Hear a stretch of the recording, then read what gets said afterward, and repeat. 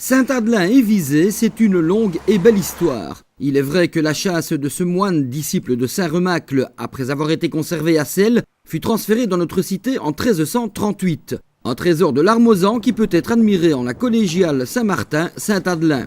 C'est pourquoi la confrérie Notre-Dame de Lorette et Saint-Adelin met un point d'honneur à régulièrement en honorer la mémoire. Chaque année, nous faisons une procession, petite procession, à l'intention de Saint-Adelin. En plus, le dimanche le plus proche du 3 février, qui est le jour du décès d'Adelin, nous faisons une messe votive. Mais la confrérie fait davantage encore avec le grand jubilé dont les fastes ont lieu tous les 25 ans. Et le prochain est prévu en 2013 pour les 675 ans de l'arrivée de la chasse de Saint-Adelin dans la cité de Loie. C'est précisément en vue de mettre en place cet événement, une organisation pharaonique, que les membres de la confrérie Notre-Dame de Lorette et Saint-Adelin avaient prévu une conférence ce jeudi 16 février. Donnée en la très belle salle des mariages de notre hôtel de ville, elle a permis de découvrir les grandes lignes du programme.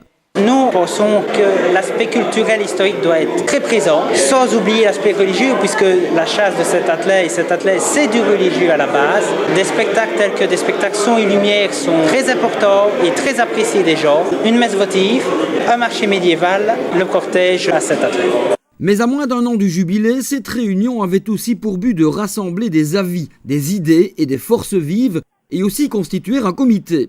Ainsi, si vous êtes active ou actif dans une association, votre quartier, la paroisse ou autre, si vous souhaitez faire part d'un avis, participer à cet événement majeur de l'année 2013, la confrérie Notre-Dame de Lorette et Saint-Adelin vous invite à les contacter.